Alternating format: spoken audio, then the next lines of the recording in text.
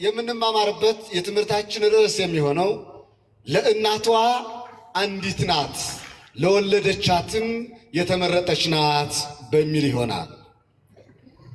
አሐቲ ይእቲ ለእማ ወህሪት ለእንተ ወለደታ። ለእናቷ አንዲት ናት ለወለደቻትም የተመረጠች ናት ይላል። እስቲ በሉ ሁላችሁም ለእናቷ በሉ። አንዲት ናት ለወለደቻትም የተመረጠች ናት። ብዙ ሰው ነው ያለ ስትናገሩ፣ ግን የኔ የብቻዬ ድምፅ የእናንተን ይበልጣል። በድምፅ ማጉያው ታግዞ ማለት ነው። እስቲ ወንዶቹ ብቻ በሉ ለእናቷ በሉ። እስቲ ደግሞ የኳስ ድጋፍ አታድርጉት። እስቲ ለእናቷ በሉ። አንዲት ናት ለወለደቻትም የተመረጠች ናት። መልካም። እስቲ እናቶች እህቶች በሉ ለእናቷ በሉ። እናንተ ደግሞ ሐሜት አደረጋችሁት። ይገርማል። እነሱ የኳስ ድጋፍ፣ እናንተ የወሬ ሐሜት ወይም የሐሜት ወሬ። እስቲ ለእናቷ በሉ። አንዲት ናት ለወለደቻትም የተመረጠች ናት። በዚህ ርዕስ ነው የምንማማረው። ቃሉን የዳዊት ልጅ ሰሎሞን ተናግሮታል። ተጽፎ የምናገኘው በመኃልየ ምዕራፍ 6 ቁጥር 9 ላይ ነው። ሰሎሞን ይህን ቃል የተናገረው ከዓለም ሁሉ ልዩ ለሆነችው ከዓለም ሁሉ ንጽሕት ለሆነችው ለድንግል ማርያም በትንቢት ተናግሮታል። አሁን ዋናው የዛሬው የትምህርት ዓላማ ግን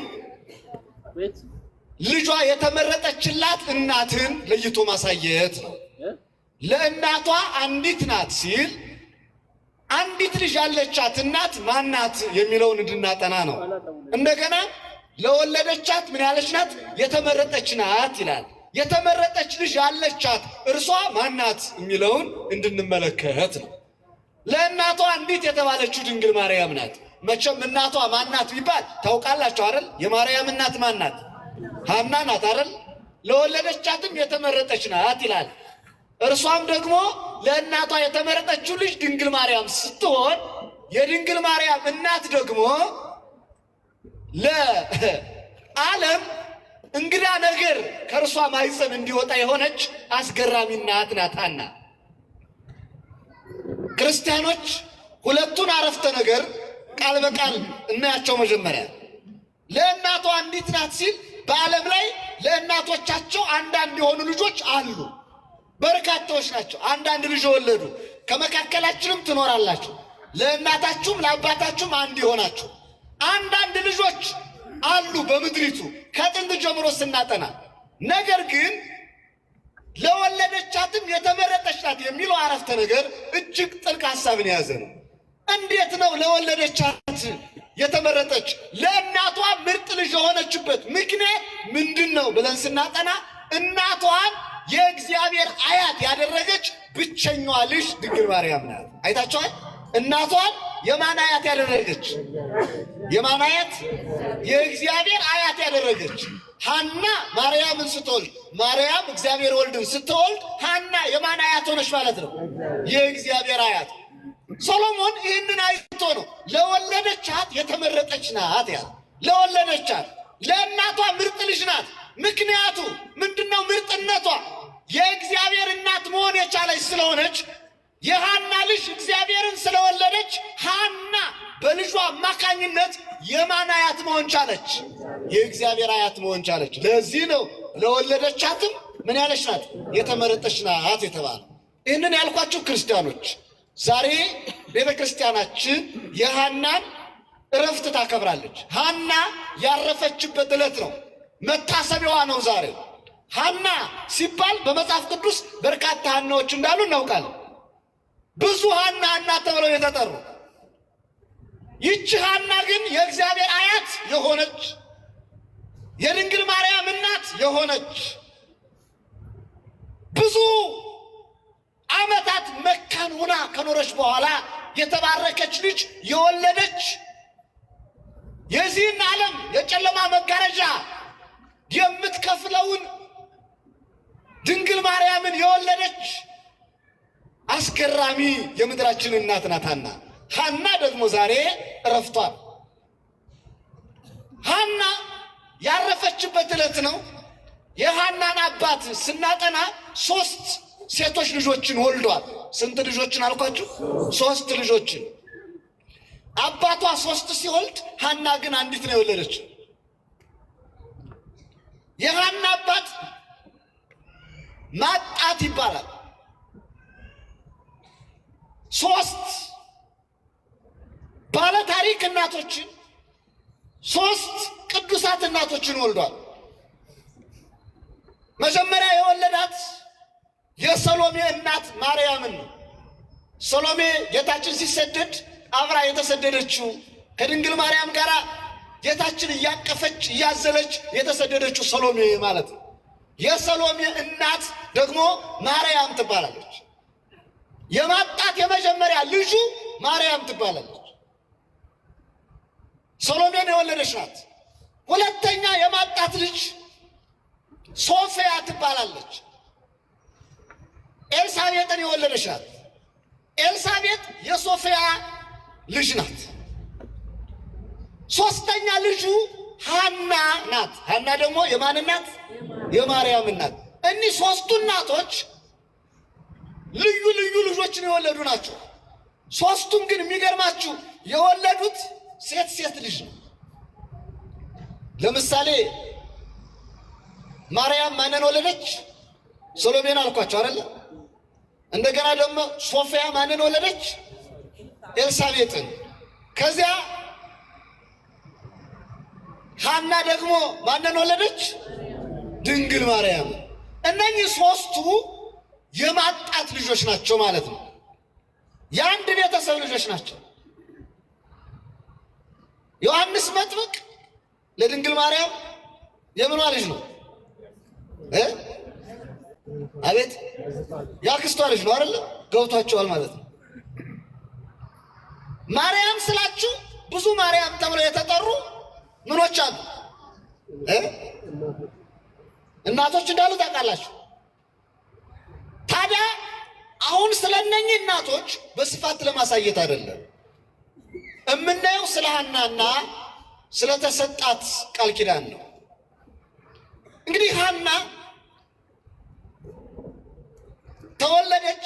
ካደገች በኋላ ታሪኩ እንደሚታወቀው ኢያቄም ለተባለ ሰው በኦሪቱ ስርዓት በሕግ በተከበረ ጋብቻ ተዳረች። ኢያቄምን አግብታ ስትኖር ግን ሐና ልጅ መውለድ አልቻለች። መካኑና ለብዙ ዘመናት የኖረች በጾም በጸሎት እግዚአብሔርን እየጠየቀች የኖረች እናት ናት። ልጅ የላትም። ክርስቲያኖች አግብቶ ልጅ እንዳለ መውለድ ፈተና የለም። ሰዎች አግብተው ልጅ ሲያጡ እጅግ ይጨነቃል። አሁን በምድራችን በርካታ እናቶቻችን ልጅ አጥተው ይጨነቃል። በመጽሐፍ ቅዱስም መካን ሆነው የኖሩ ነገር ግን ኋላ እግዚአብሔር ድንቅ ልጅ የሰጣቸው እናቶቻችን ብዙዎች ናቸው። በመካንነት ያላችሁ ክርስቲያኖች አንድ ቀን እግዚአብሔር አስገራሚ ልጅ ይሰጣቸዋል። መጻሕፍትን ስንመለከታቸው እንደዚያ ናቸው። ለምሳሌ ብንጠቅስ ሳራ መካን ተብላ የኖረች ናት። ግን ማንን ነው የወለደችው? ይስሐቅን ወልዳለች። ይስሐቅ ማለት ደግሞ የምድራችን ታዛዥ ልጅ ነው። እንደ ይስሐቅ ታዛዥ በምድሪቱ የለም። ደግሞም ታዛዥነቱ በምንድን ነው የሚረጋገጠው? አባቱ ሊሰዋው ሲወስደው አንተን ነው የምሰዋህ ሲለው እሺ በጀው ብሎ የፈቀደ እንዲህ ያለ ልጅት ይገኛል።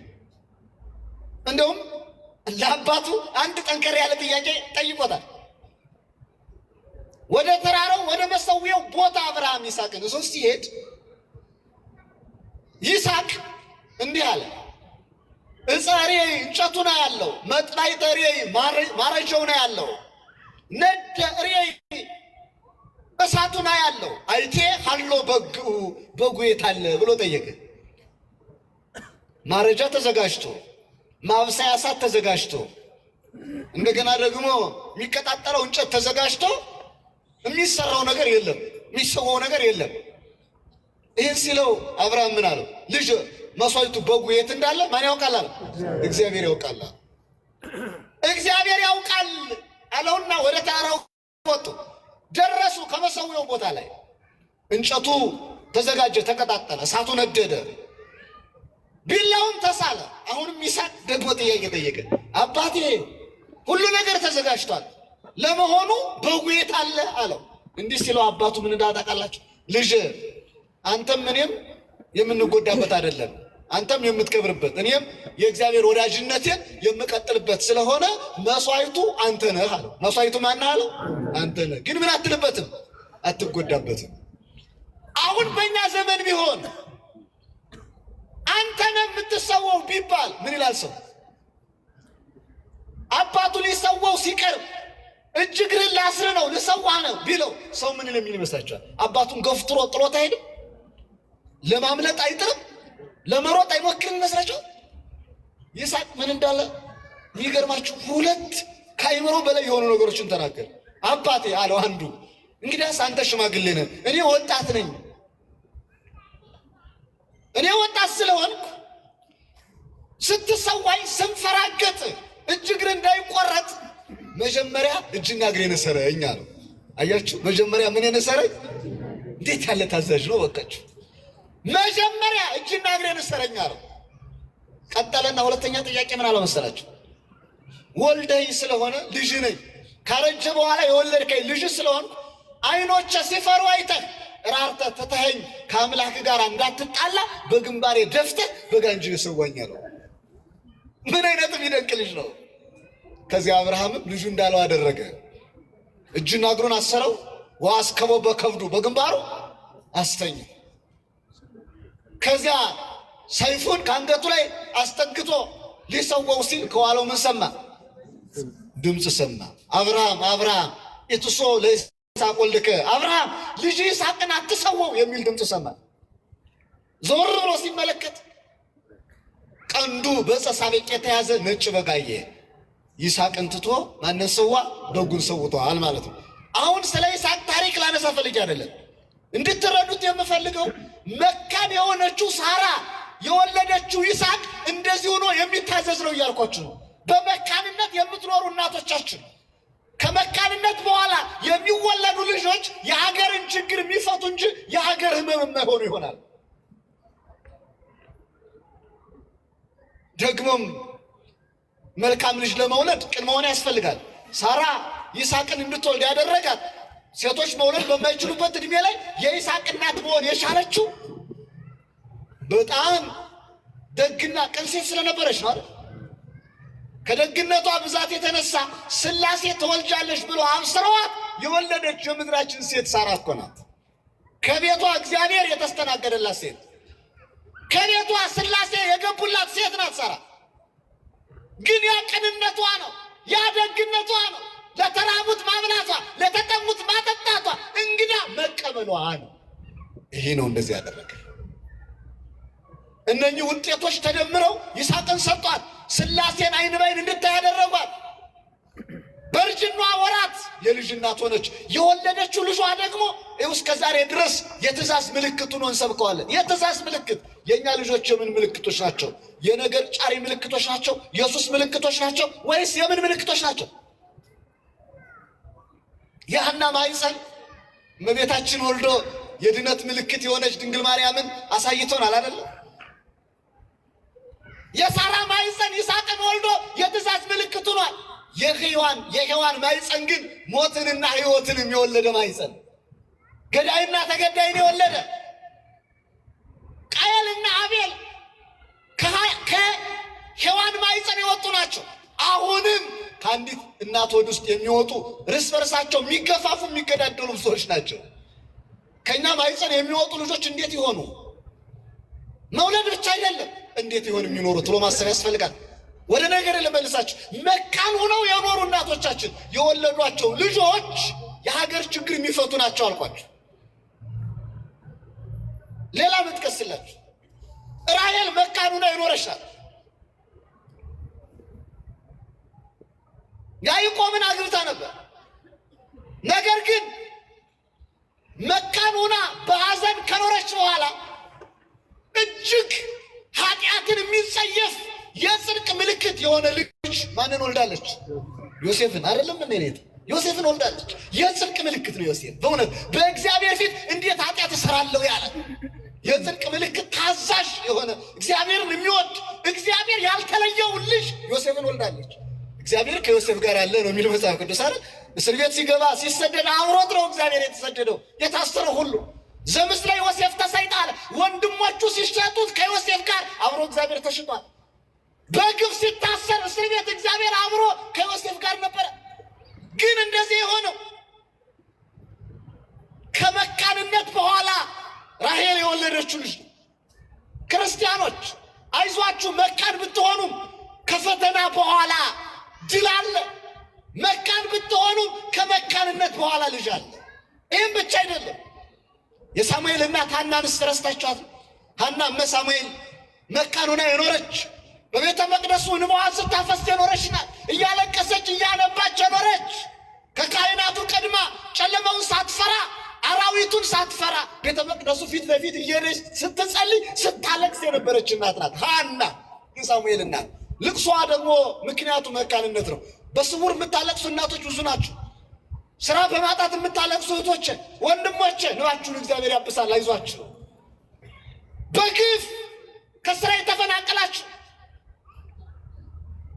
በግፍ ችግር የደረሰባችሁ ሰዎች አይዟችሁ። የሐናን እንባ ያበሰ እግዚአብሔር እንባችሁን ያብሳል።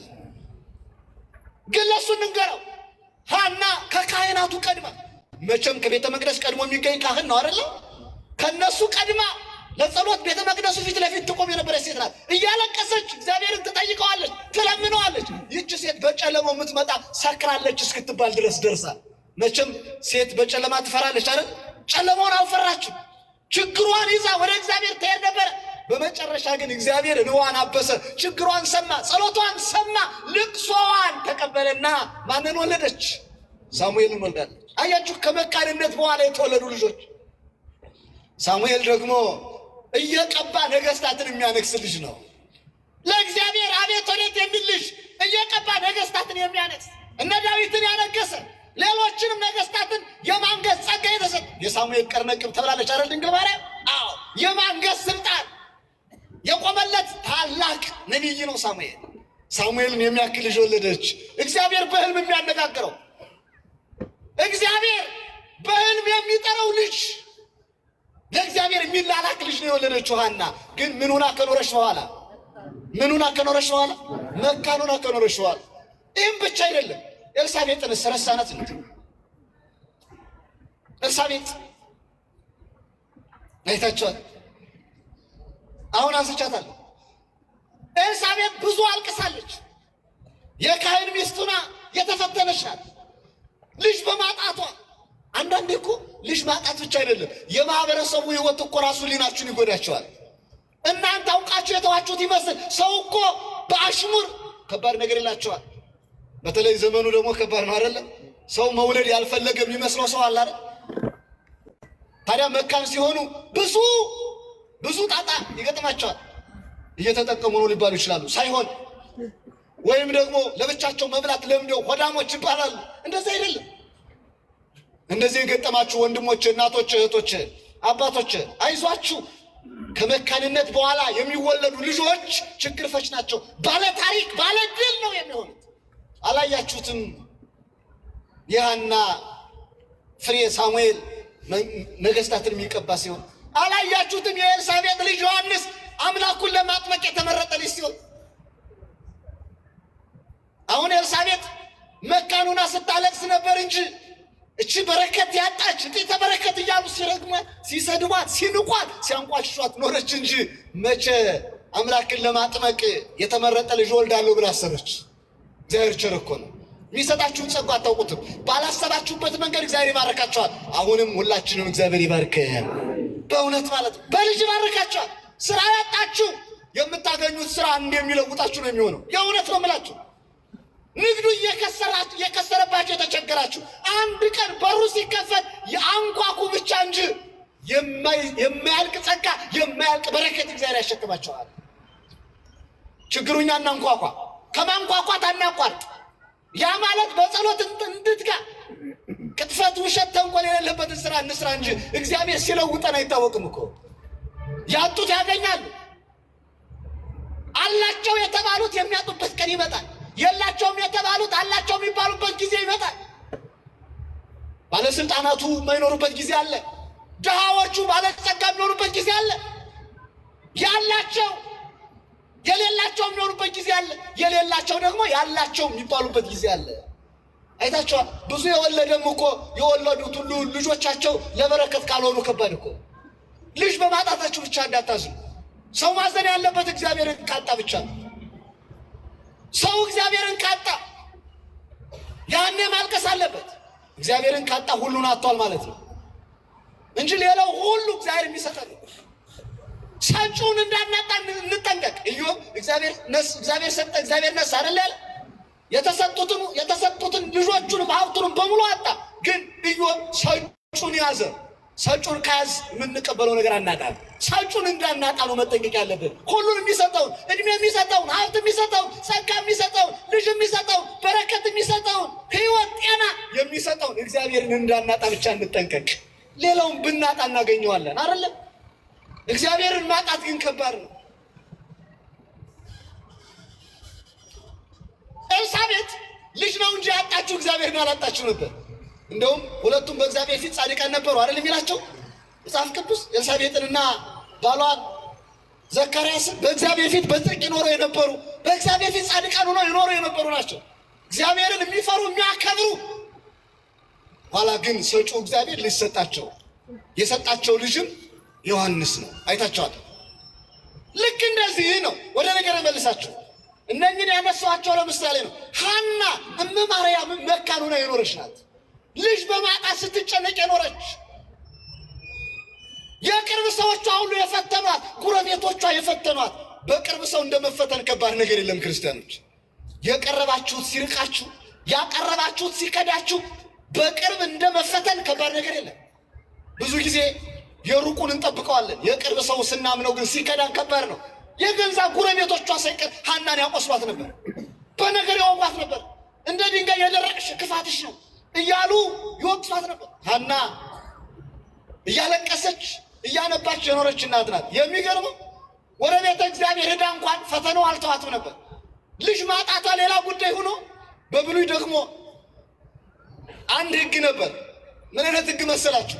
ያልወለዱ ሴቶች ከቤተ መቅደሱ በረከት አይካፈሉም ነበር። እንደገና ደግሞ መባዘው ሲሄዱ መባቸውን አይቀበሏቸውም ነበር። ሐና ወደ እግዚአብሔር ቤት ስትሄድ እንደ ማንኛውም እናቶች፣ እንደ ሁሉም እናቶች መባ ይዛ ወደ ቤተ እግዚአብሔር ትሄድ ነበር። ወደ ቤተ እግዚአብሔር መባ ይዛ ስትሄድ የቤተ መቅደሱ አገልጋዮች አንቺ መካን የሆንሽው እግዚአብሔር ኃጢአተኛ ስለሆንሽ ነው ያመከነሽ፣ ስለዚህ የአንቺን መባ አንቀበልም እያሉ ይከለክሏታል። ዕጣኑን ጧፉን ቋጥራ ስትሄድ አንቀበልሽም ይሏታል። የማይቀበሉበት ምክንያት ያልወለድሽው ኃጢአተኛ ስለሆንሽ ነው ብለው ማለት ነው። ወይትወከፍ መባኦሙ ለመካናት ይላል። የመካኖቹን መባ አልቀበልም ተብሎ ስለተጻፈ ያንን ቃል በመጥቀስ አንቀበልም ይሏቸዋል። አሁን እናንተ አስራቱን አመጣችሁ፣ የእናንተ አስራት የኃጢአት አስራት ነው አንቀበልም ቢሏችሁ ምን ይሰማቸዋል? ልጅ ማጣቷ ሌላ ፈተና ነው። እንደገና ደግሞ መባ ወስዳ አንቀበልሽም ሲሏት ሌላ ፈተና ነው። ደግሞ ከቤተ መቅደሱ ተረፈ መስዋዕት ይሰጣል፣ ጸበል ዝክር ይሰጣል። አሁን እኛ ቤተ ከቅዳሴ በኋላ ጸበል እንቀበል የለ?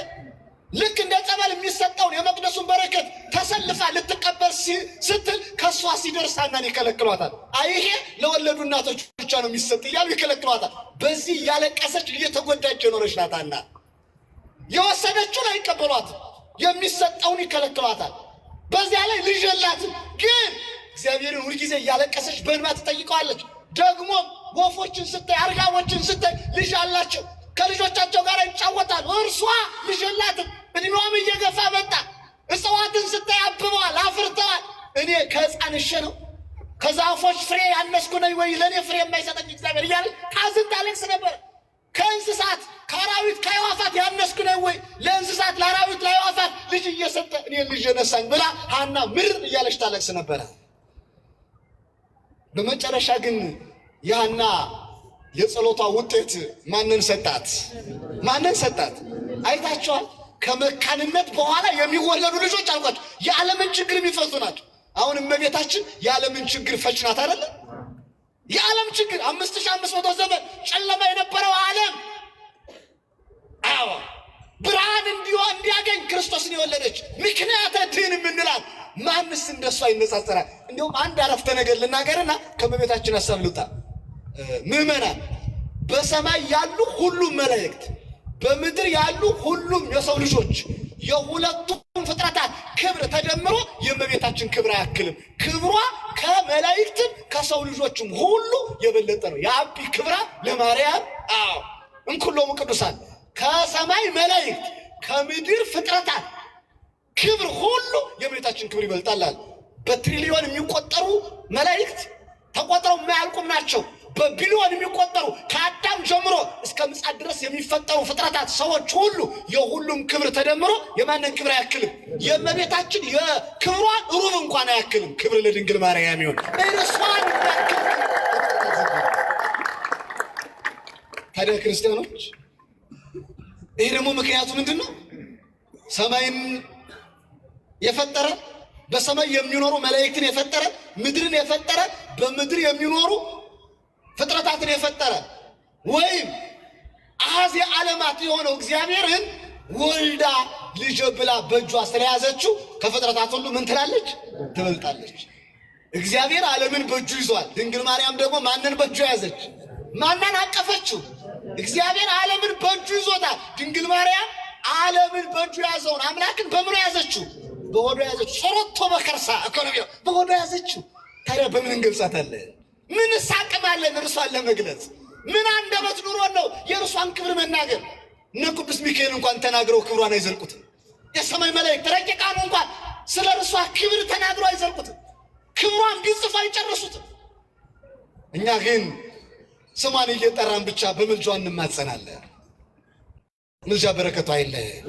ሐና መካን ከሆነች በኋላ የወለደቻት ድንግል ማርያም ነው። ለዚህ ነው ለእናቷ አንዲት ናት ለወለደቻትም የተመረጠች ናት ይላል። ሐና እመቤታችን ከወለደች በኋላ በጣም የሚገርማችሁ ስትወልዳት ተሰዳ ነው አይደል የወለደቻት። ያ ታሪኩ ሌላ ነው። ግን ከመውለዷ በፊት ልጅ አጣች እያሉ ሲፈትኗት የነበሩ በጸነሰች ጊዜ ደግሞ የልጇን ታምራት በሆድ ውስጥ ድንግል ሳለች ያደረገችውን ታምራት አይተው ሐናን አራሲቱን ልበላችሁ በሰፈሯ እንዳትወልድ በአካባቢዋ በቀዋ እንዳትወልድ አሳደዋታል አይደል? ዓለም እንደዚህ ናት። ሲኖራችሁ ትከተላችኋለች፣ ስታጡ ደግሞ ታሳድዳችኋለች። ሐና መካን ሳለች ይዘብቱባታል። ስትጸንስ ደግሞ ምን ንግድላት ነው ተነሱባት። እንዴት ያለች ዓለም ናት የምንኖርባት ባካችሁ። ደካሞችን የምታደክም ለጊዜ የምታደላ ናት ይቻላል። ግን አይዟችሁ ቀን የጨለመባችሁ ሰው ያጣችሁ ዘመድ የሌላችሁ ጊዜ የከፋባችሁ ሰዎች ይሄ ይለወጣል። የማይለወጥ ነገር የለም። ዛሬ ያልፋል፣ ነገ ሌላ ቀን። እንደ ዛሬ ደመና ከሆነ እንደ ነገ ፀሐይ እኮ ነው አይደል? ዛሬ ደምኖ ነገ ፀሐይ አለ። ዛሬ ጨልሞ አድሮ ጠዋት ይነጋል። ዛሬ መሽቶ ነገ ብርሃን አለ። እንደ መሻ አይቀር፣ እንደ ጨለማ አይቀር፣ ፀሐይ ትወጣለች። በፈተና ውስጥ እንደኖርን አንቀር። ቆሮንቶስ ላይ ስናይ እኮ ፈታኙ ዲያብሎስ ነበር አይደል? ከቆሮንቶስ በኋላ ግን ፈታኙ ድል ተነስቶ ተመልክተናል። ስለዚህ ይህች ዓለም ለኛ እንደ ቆሮንቶስ ብትፈትነን፣ ቆሮንቶሳዊ ፈተና ቢበዛብን ከቆሮንቶስ በኋላ ያለውን ድል ማሰብ ያስፈልጋል። እንደ ዕለተ ዓርብ መከራ ብታበዛብን እንደ ትንሣኤ እንደ ዕለተ እሑድ መነሳትን ማሰብ ያስፈልጋል። የወደቀ እኮ እንደወደቀ አይቀርም፣ አንድ ቀን ይነሳል አይደል? ወድቆ አይቀርም፣ ይነሳል። ድንጋይ እንኳን ተንከባሎ ለቤት መስሪያ ይሆናል።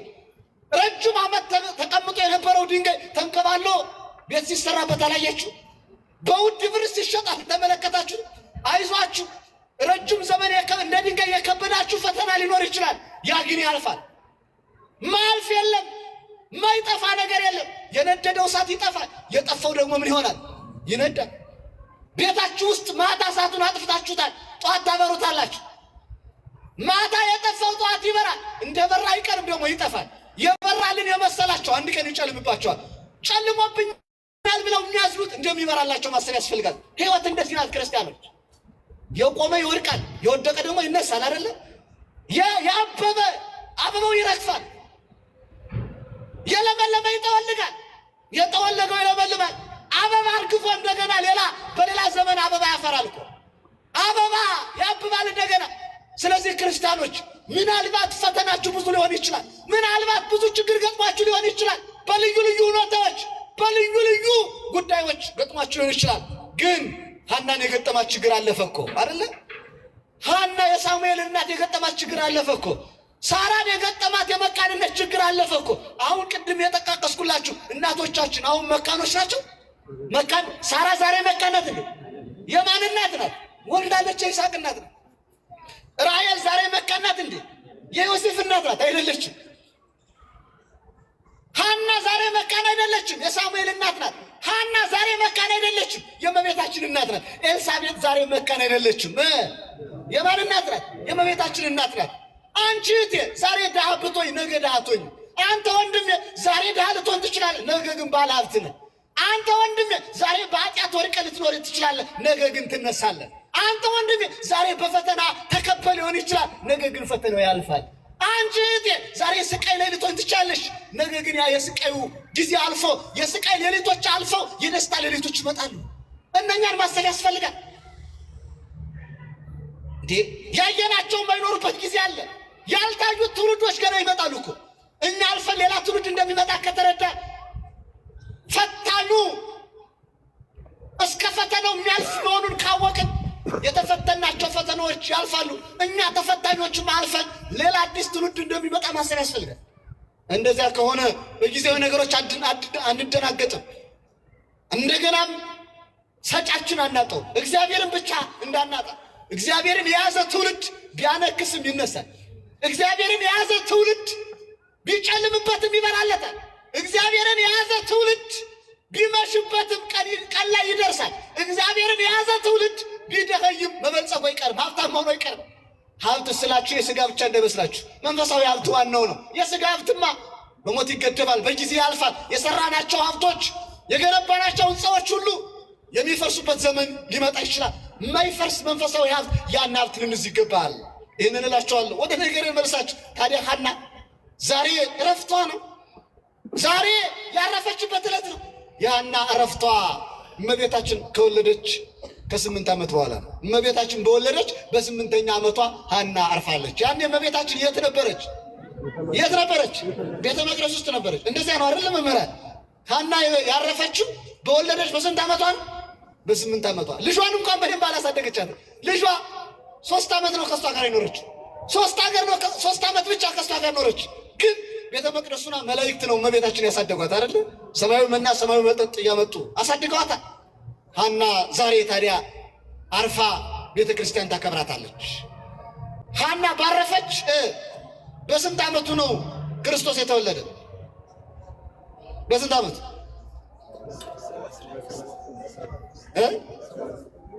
በ7 በ6 8 እና 7 ስንት ነው? 15 ሲደመር 9 ወር በ8ኛው ዓመት ነው። በ8ኛው ዓመት አያችሁ፣ የልጅ ልጇን ልጅ ማየት አልቻለችም እያልኳቸው። የልጅ ልጇን ልጅ እግዚአብሔር የሐና ምኗ ነው? እግዚአብሔር የሐና ምኗ ነው? አንድ ፈጣሪዋ፣ 2 የልጇ ልጅ እግዚአብሔር ወልድ ማለት ነው። የልጅ ልጇን መወለድ አላየችም፣ ስደቱንም አላየችም። እመቤታችን ግን ስትሰደድ አይቴት ሐናም ያለ ድራስ አይደል እናት ያኔ የት ነው ያለችው አለች። ወይ ኤልሳቤጥ እኔን ተማዝማዴ ዘመዴ ኤልሳቤጥ ሴት ነው ያለች አለች። ያኔ እነሱም የሉ ሙተዋል እኮ ኤልሳቤጥ ሙታ ነበር።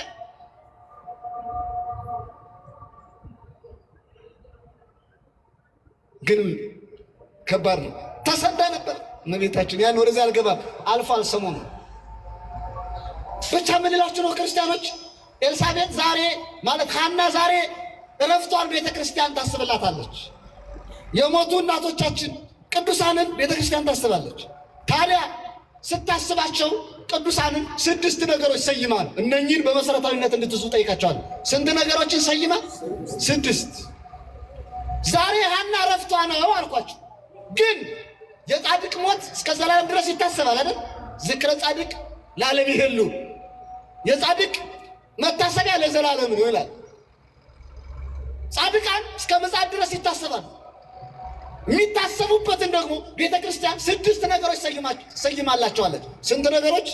6። እነኝን ያዙ። አንደኛ ምን ሰይማላቸዋለች? የሚታሰቡበት ቀን ሰይማላቸዋለች። ዛሬ አሁን ወር በገባ በ11 ማን ይታሰባል? አንድ ቅዱስ ያሬድ፣ ሁለተኛ ቅድስት ሐና አይደል? ሌሎችም ቅዱሳን አሉ። የሚታሰቡበት ቀን ሰይማላቸዋለች ለቅዱሳን። ለመላእክትም ቀን ሰይማለች። የሚታሰቡበት ቀን ነው። በኢትዮጵያ አቆጣጠር ከ1 እስከ 30 የሚታሰቡ ቅዱሳን ሰዎች፣ ቅዱሳን መላእክት አሉ አይደል? ቀን ተሰይሞላቸዋል። የሚገርማችሁ ሳይንቲፊክ ኒየም ተብሎ የሳይንስ ስም የተሰጣቸው ስያሜዎችን ጥናት ስታጠኑ አጠቃላይ የተወሰደው ከቤተ ክርስቲያን። እስቲ ለምሳሌ ይገለጽላችሁ። ዓለም አሁን የሕመም ቀን ያከብራል አይደል? የኤችአይቪ ቀን ዓለም ያከብራል ያከብራል። ምን ቀን ሰይሞለት አይደል? ሰይሞለት አላሰይሞለት? እንደው መብራት እያበራ ቲሸርት አሳትሞ ይህች ዓለም እኮ በጣም የምትገርም ናት። ለበሽታው መብራት እያበራች ቲሸርት አሳትማ መታሰቢያ እያደረገች ቅዱሳን በሽታ የሚፈውሱ ቅዱሳንን ስናስብ ትቃወምናለች። አሁን በሽታው ማክበር ይሻላል በሽታ የሚፈውሱ ቅዱሳንን በደንብ ማስተዋል ያስፈልጋል። ሌላው ቀርቶ የአህያ ቀንም እኮ እየተከበረ ነው አይደል? ዶንጊስ ዴይ ተብሎ እየተከበረ አይደል? የአህያ ቀን ወተር ዴይ የውሃ ቀን እየተከበረ ነው። ብቻ ብዙ ነገሮች እየተከበሩ አሉ። ቀን ተሰጥቷቸው የእጽዋት ቀን አለ፣ የዶክተሮች ቀን የምን እየተባለ ብዙ ነገር አለ። ታውቁታላችሁ። በየቀኑ በዓለም አቀፍ ዙሪያ ስያሜ የተሰጣቸው የሚከበሩ ነገሮች አሉ። ይህ ግን የተወሰደው ከማን የተወሰደው እያልኳቸው ነው። ስያሜ መስጠት ከማን የተወሰደው? ከቤተ ክርስቲያን። አሁን ቅዱሳን የሚከበሩበትን ቀን ሰይማለች። ሁልጊዜም ህዳር 11 የቅድስት ሐና ዕረፍቷ ነው ብላለች። በየወሩ ደግሞ መታሰቢያ ነው። ስለዚህ አንዱ ቅዱሳን ከሚታሰቡበት ቀን መካከል የመጀመሪያው ምንድነው አልኳቸው? ምን ተሰይሞላቸዋል? መታሰቢያ ቀን። መልካም። አንድ ነው ቀናቸው ራሱ።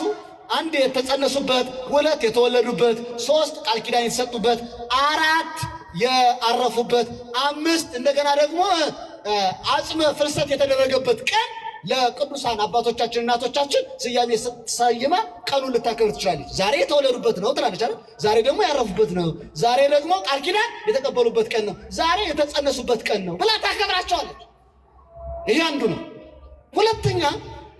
ሁለተኛ የሚገርማችሁ ቤተ ክርስቲያናችን የምታከብራቸው ስራቸው የሚገለጽበት መጽሐፍ ትሰይምላቸዋለች። ምን ትሰይምላቸዋለች? መጽሐፍ። የመጀመሪያው ምን ሰየመችላቸው? ቀን። መጽሐፍ ትሰይምላቸዋለች። መላእክት ከሆኑ ድርሳን ብላ አይደለ? ድርሳነ ሚካኤል፣ ድርሳነ ገብርኤል እንደዛ አይደለም ሊቃውንቱ። ሰዎች ከሆኑ ደግሞ ምን ብላ? ገድል አይደለ? ታምር ለሁሉ ነው። ዛሬ አሁን ገድለ ሐና አለ እኮ አይደለ? ያን ሀገር የኢያቄም መልክ ብላ ለሁሉም ትሰይማለች። ከራስ ፀጉራቸው እስከ እግር ጥፍራቸው የተቀበሉትን መከራ እየዘረዘረች፣ ቅዱሳን መላእክት ደግሞ ከራስ ፀጉራችን እስከ እግር ጥፍራችን የረዱንን የእርዳታ አይነቶች ከነሱ ጋር እያነጻጸረች መጽሐፍ ሰይማላቸዋለች። ገድል፣ ድርሳን፣ ታምር፣ መልክ እያለች ለቅዱሳን የሚታሰቡበት የሰሩት ስራ የሚገለጥበት በሌላ አገላለጽ የህይወት ታሪካቸው ማለት ነው አይደል? መጽሐፍ ይጻፍላቸዋል። መታሰቢያ ነው ይሄ ሁለተኛ። ሶስተኛ ፈዋሽነታቸው የሚገለጥበት ጸበል ትሰይምላቸዋለች። ምን ትሰይምላቸዋለች? ጸበል። ለምሳሌ የቅድስት ሐና ጸበል አለ አይደል? የቅዱስ ያሬድ ጸበል አለ የለም? የቅዱስ ጊዮርጊስ ጸበል፣ የቅድስት ኪዳነ ምሕረት ጸበል የለም? የቅዱስ ሚካኤል ጸበል ታሳይሞ ነው በቤተ ክርስቲያን ከስራቸው የተነሳ ፈዋሽነታቸው የሚገለጥበት። በምድር ላይ ያሉ በሕይወተ ሥጋ ያሉ ብዙ ታምራትን አድርገዋል። ድውይ ፈውሰው፣ ሙት አስነስተው፣ ቁስለኞችን አድነው ፈውሰው ስለታዩ ከሞቱ በኋላ ደግሞ ፈውሳቸው የሚቀጥልበት ምን ትሰይምላቸዋለች? ጸበል። አሁን በጸበል የሚፈወሱ በርካታ ክርስቲያኖች አሉ አይደል? ተመልከቱ። የተሰየመ እኮ ነው። በሕይወት ሳሉ ያደረጉት ያው ይቀጥላል። ይሄ ሶስተኛ ነው። አራተኛ የሚታሰቡበት ቤተክርስቲያን፣ የሚመሰገኑበት ቤተክርስቲያን ትሰይምላቸዋለች። ይሄ ቤተክርስቲያን የማን መታሰቢያ ነው? የማን መመስገኛ ነው? የማን? የእናታችን የቅድስት ኪዳነ ምሕረት አይደለ? የማን መመለኪያ ነው? የእግዚአብሔር። እግዚአብሔርን እናመልክበታለን። በመላዋ የኦርቶዶክስ ተዋሕዶ ቤተክርስቲያን የሚመለከው ማን ነው? እግዚአብሔር ነው። እግዚአብሔርን እናመልካለን። ቅዱሳኑን እግዚአብሔር ባከበራቸው መጠን ምን እንላቸዋለን? እናከብራቸዋለን። በዚህ ቤተክርስቲያን ድንግል ማርያም አትመለክም። የሚመለከው ልጇ ነው።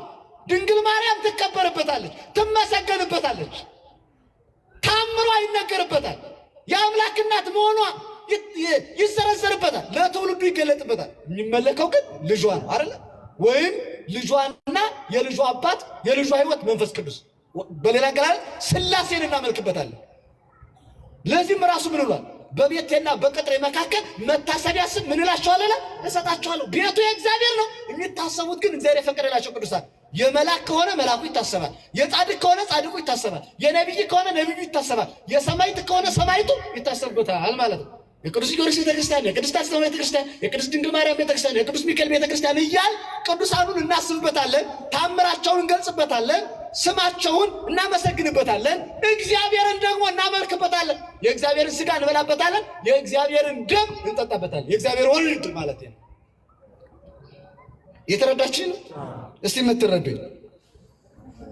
መልካም። ስንት ነገር ነገርኳችሁ? አንደኛ ቀን ብቻ ነው ያልኳችሁ የሚታሰቡበት።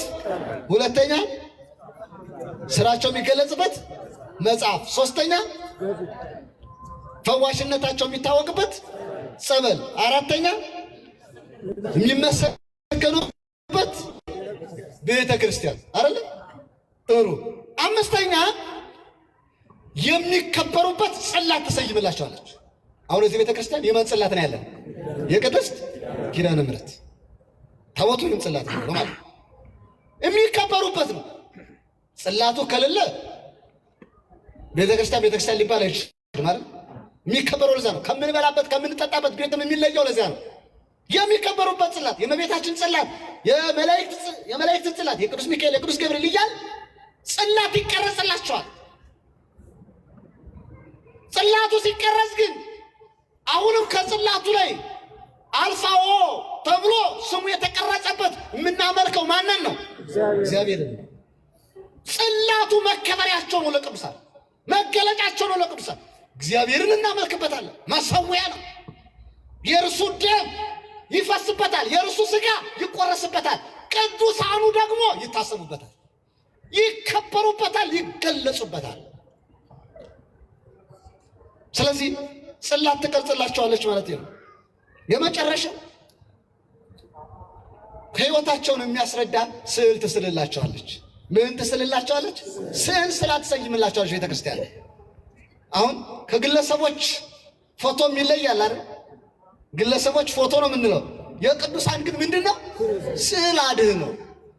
ስዕል አንዳንዶቹ ካለመረዳት የተነሳ የእመቤታችን ስዕል ሲቀዱ ታይተዋል አይደል? እጅግ የሚያሳዝን ነው። ሰው በዚህ ልክ ደፋር ነው። የግልን ፎቶ እያከበሩ የራስን ፎቶ በፍሬም አሳምሮ እየሰቀሉ የአምላክ እናት የድንግል ማርያምን ስዕል መቅደድ ምን ይሉታል ክርስቲያኖች? አሁን እናንተ ፎቶአችሁን ቢቀዱባችሁ ደስ ይላቸዋል? ፎቶ እኮ ነው፣ የግለሰብ ፎቶ። የእመቤታችን ስዕል አድኖ ያውም ልጇን አቅፋ ያለችበት የቅዱሳኑን መጽሐፍ ማቃጠል፣ ስዕላቸው መቅደድ፣ ይሄ እብደት ነው። ከዲያብሎስም ዓለም መተናነስ ነው። እና እነኚህ 6 ነገሮች ምን ይላሉ? ለቅዱሳን መታሰቢያ ሆነው ምን ይሆናሉ? ይሰየማሉ ማለት ነው። በአጭር ቋንቋ ምን ቀን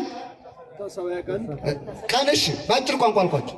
ቀን እንድትሱት እኮ ነው። ቀን መጽሐፍ፣ ጸበል፣ ቤተ ክርስቲያን፣ ጽላት፣ ስዕል። ስንት? 6። እነኚህ 6ቱ ለቅዱሳኑ መታሰቢያ በእግዚአብሔር ፈቃድ ቤተ ክርስቲያን ትሰይምላቸዋለች ማለት ነው። እንግዲህ ሐና እነኚህ ነገሮች አሏት። ዛሬ ከምትታሰብባቸው ነገሮች አንዱ ምኗ ነው እያልኳችሁ መታሰቢያ ቀኗ ነው ማለት ነው። ስለዚህ እረፍቷ ነው ስንል ደግሞ ቅዱሳን አባቶቻችን አይደለም እኛ ራሱ ከሞትን በኋላ እንደምንነሳ ተስፋ አለን አይደል? ሐና አረፈች፣ አርፋ አትቀርም። ምን ትሆናለች? ትነሳለች። ሙታን ሁሉ የሚነሱበት ቀን ይመጣል። ወንስቴፎ ትንሣኤ ሙታን፣ የሙታንን መነሳት ምን እናደርጋለን? ተስፋ እናደርጋለን። ሙታን እንደሚነሱ ታውቃላችሁ አይደል? ቀላል ምሳሌ እስቲ ላሳያችሁ። ሙታን የሚገርማችሁ እንደሚነሱ መጻሕፍት ደግሞ ደጋግሞ ተናግሯል። ግን በቀላሉ ለእናንተ በምትረዱት አውድ ሊቁ ኤጲፋንዮስ ያለውን በቀላል ቋንቋ ላሳያችሁ። ኤጲፋንዮስ የቤተ ክርስቲያናችን ሊቅ ነው። ሃይማኖተ አበው በተባለ መጽሐፉ ላይ የተናገረው ልንገራችሁ። ከቅዳሴዎች መካከል አንዱን ቅዳሴ ኤጲፋንዮስ የተባለውን የደረሰ ኤጲፋንዮስ ነው። አክሲማኖስ የሚለውን መጽሐፍ የደረሰ እሱ ነው ይላሉ ሊቃውንት። እንደገናም ደግሞ ከሃይማኖተ አበው ሊቃውንቱ ከጻፉት መካከል አንዱን ክፍል የጻፈ ኤጲፋንዮስ ነው።